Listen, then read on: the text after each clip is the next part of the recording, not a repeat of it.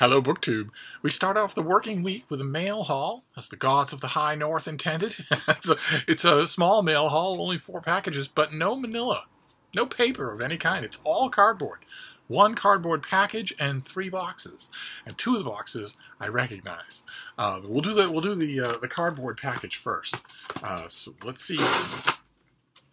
All the rest are boxes. It's always fun, because they might be something really... Oh, okay. Okay, great. All right, this is the finished copy of something that we saw. This comes out in late September. It's another one from my September shelf. We saw this when I got the original, the advanced copy, but it didn't look like this. The color scheme has changed a bit, and I haven't got to it. It's a paperback original, a nice little format. It's The Bus on Thursday by Shirley Barrett, and I've had this for the advanced copy for a while. This is kind of cute. This paperback. Let's see here.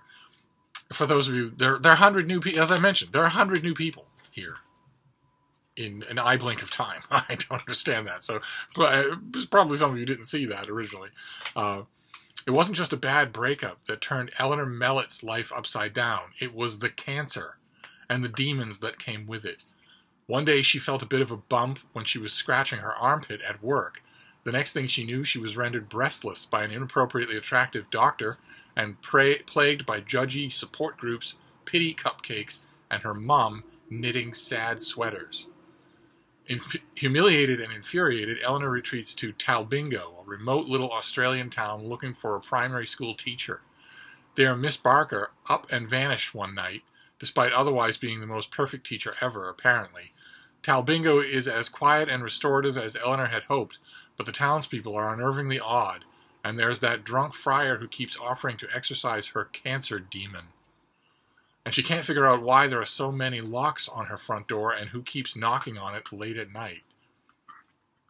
Okay, terrifyingly and wickedly funny, The Bus on Thursday is a chilling and surprisingly poignant portrait of recovery and self-discovery. Huh.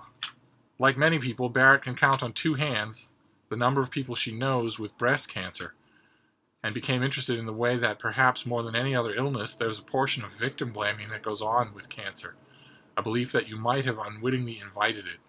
No perhaps about that. Cancer is cancer alongside serious mental illness, depression, for instance. It wins the contest hands down for victims blaming. Not all kinds of cancer, and not all kinds of cancer victims, but some kinds of cancer, yes, definitely. And that's fascinating. That's a fascinating element of it that I don't remember from reading about this originally. But one way or another, it's coming up in just a few weeks, so I really need to get to it. I'm trying my best with September books. I've officially dug out from under with August books, so we'll hope for the best. Now we'll go to these 2 predictable cardboard packages, and the reason they're predictable is because they're from the Book Depository. like all the other cool kids on BookTube, I do occasionally like to browse the Book Depository, order books, and then wait a year and a half for them to arrive because the shipping is free at Book Depository, and you get exactly what you pay for. So like with most people, I bet, who order books on Book Depository, I do not remember what I ordered. It was a very long time ago. So this will actually be fun. I always order 1 or 2 at a time. I never order just 1 book.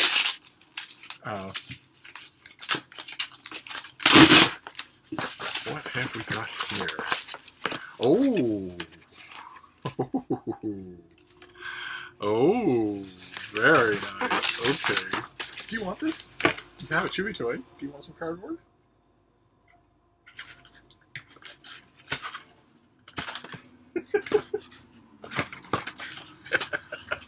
Sue Morrow compared her to Meg rising from the depths to claim her victim. She knows now what mail is. And she has a rawhide treat she's been chewing on for the last hour, but she'll gladly abandon it for a minute in order to deal with the mail. But this is the first one of these is the new John Boyne. I decided, I think I saw it on, who did I see this on? Maybe Simon Savage's channel or something like that. I saw it, and it's you know, in the UK it's already in paperback. It was just issued in paperback, and I thought, why not order the UK trade paperback from Book Depository instead of waiting to get the ARC and then the finished hardcover with a dust jacket of the American copy that's not going to look as good. This is evocative. And also, it's a format that I like. I figured, that's the first time I've ever done it. I figured, why not just do it that way? Why not just preempt the whole free books in the mail system and just order a book by an author I know I want to read? So I did. So this is his new book, which I don't think has an American publication date until well into January 2019.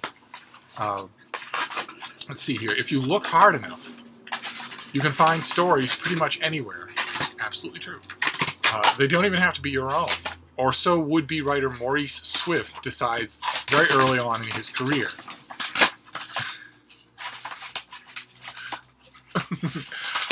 A chance encounter in a Berlin hotel with a celebrated novelist Erich Ackermann gives him an opportunity to ingratiate himself with someone more powerful than him. For Eric is lonely, and he has a story to tell. Whether or not he should is another matter. Once Maurice has made his name, he sets off in pursuit of other people's stories. He doesn't care where he finds them or to whom they belong, as long as they help him rise to the top.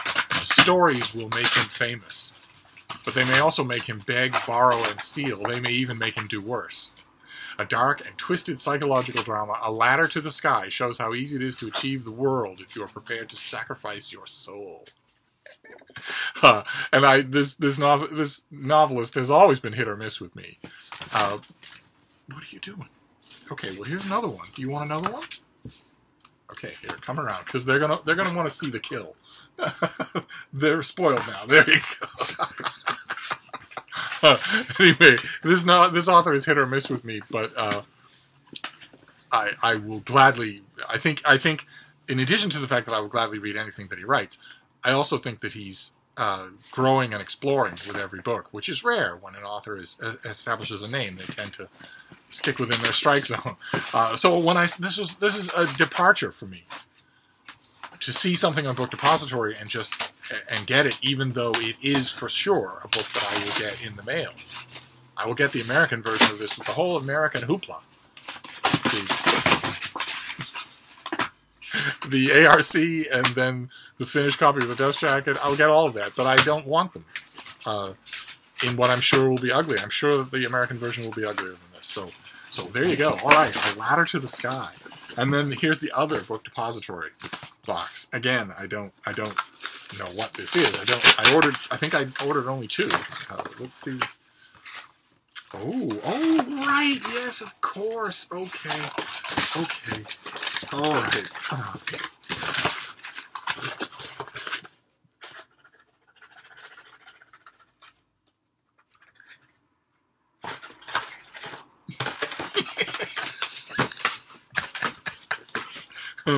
When she's eager for these things or anything, she just stands up and just pays rapt attention. And it gives me a tiny little bittersweet pang every time, because you would have needed the construction equipment across the street from me to get my background onto 2 feet. Frida spends a lot of time there. It's how she expresses interest or curiosity is to get up on 2 legs. But this is another perfect example of why I use Book Depository, this next book. When a format is just nicer than any format that I have at my disposal in America, even for free. And I think we saw on this channel, I actually got this volume for free, the American version. But this is Edward St. Aubin. This is the Patrick Melrose novels. That is the cover. Very, just a young man walking away from the viewer. And this contains 5 novels, I believe. Yes, Nevermind, Bad News, Some Hope, Mother's Milk, and At Last. In a big, thick Picador UK paperback. I had some of the original volumes individually, and then I had this collection of the 5 little volumes was put together in one volume in America with Benedict Cumberbatch on the cover, sitting fully clothed in a bathtub, as a production still for a movie of the Patrick Melrose stories. And I'm a big fan of Benedict Cumberbatch, of course, and I really appreciate getting the book, but it's not the form that I want. I don't know what Patrick Melrose looks like, and I don't want to know. If I want to imagine what he looks like, fully clothed in a bathtub or not, I'll do it on my own.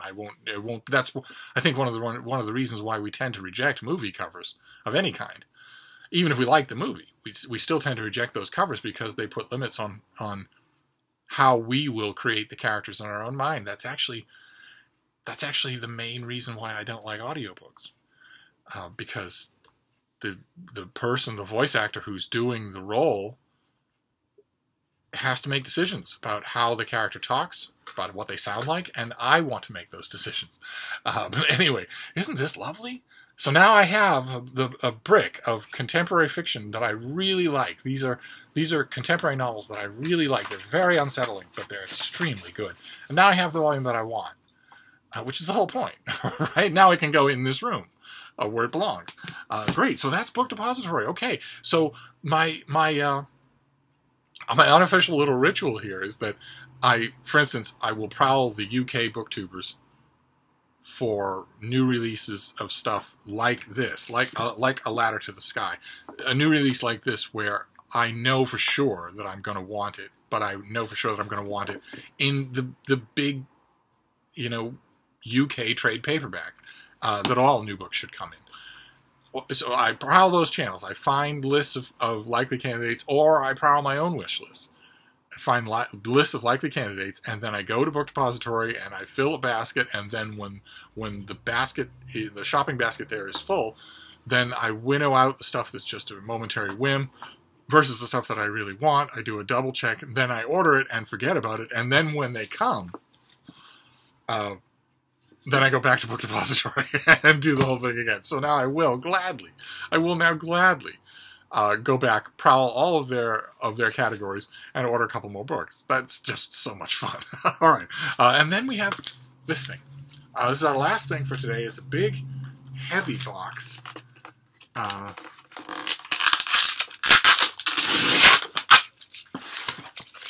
can't believe it could be one volume of anything, but it must be. You want this? Yes? This is awful big, Frida. It might be too big for you.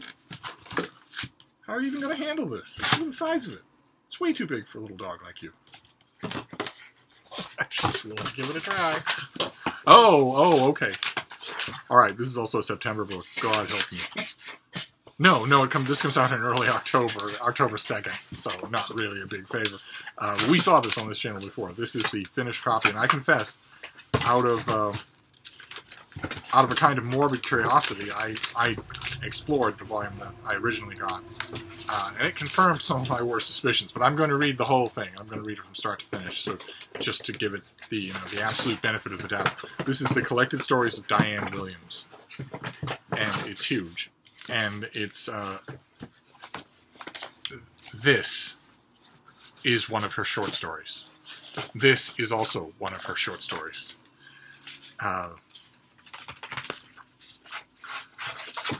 And the longest of these things is 2 pages. So, needless to say, I'm not the perfect audience for this. And I mean, I'm sure that this woman has a passionate following, and I can tell from her author photo that she is accustomed to getting all gauzy and metaphysical about her craft. I can tell that she probably has acolytes. And it's been my experience that usually authors like that are a closed shop. They're no longer trying to please readers who aren't in that group. And they're also no longer trying to be comprehensible to readers who are in that group, who aren't in that group. So, and that was definitely the feeling I got with, I read 4 or 5 of these stories. They're not stories. They're vignettes at most. They're hastily jotted down plot outlines at best. But it's a beautifully packaged thing. This is from Soho Press. It's a beautifully packaged thing, and I want to give it the benefit of the doubt, so I will go the whole 9 yards for this thing for early October. I will not only read the whole thing from start to finish and pause over what's in it, but I will also do my due diligence online. I will find her talking on YouTube. I will go to message boards and comments fields and reviews and see what the people who love her for. It's a little bit outside of my usual routine. I absolutely don't do that ordinarily. Ordinarily, as far as I'm concerned, I shouldn't have to know any of that to judge a work. But I'm going to give this. I love the folks at Soho Press. I'm very happy to have this beautiful finished copy of this thing, and it's obviously going to mean a lot to a lot of people. So I want to give it the full benefit of the doubt. So I will go and do all the ancillary stuff to see if I can get on the wavelength of this book. That's my goal, is to see if I can get on its wavelength so that I can judge it accordingly. Instead of, you know, I don't want to be a case where an animal who sees only in the ultraviolet is trying to judge a sunset. Something like that. So that was in the box. So I have a feeling that the box is going to bring Frida a lot more joy than the book brings me, but we shall see. So we have the collected stories. Stories should be in quotes. There are no stories in this book as far as I can tell, but I'll give the whole thing a try and see. Maybe they connect together, like ants in a colony. The collected stories of Diane Williams. Then from Book Depository, how wonderful. We have Ladder to the Sky, John Boyne, and the Patrick Melrose novels. Oh, fantastic. A big, beautiful brick of a paperback. And then The Bus on Thursday, a short novel about, well, a character-driven novel, but also a short novel about breast cancer. So it'll be fascinating to read. So that is our mail haul for today. But I've got plenty more to talk to you about. I just hope that I can have the time. I hope that I can find the time. If not, then certainly tomorrow. But one way or another, I'll wrap this up for now. But I'll see you soon. Thank you, BookTube.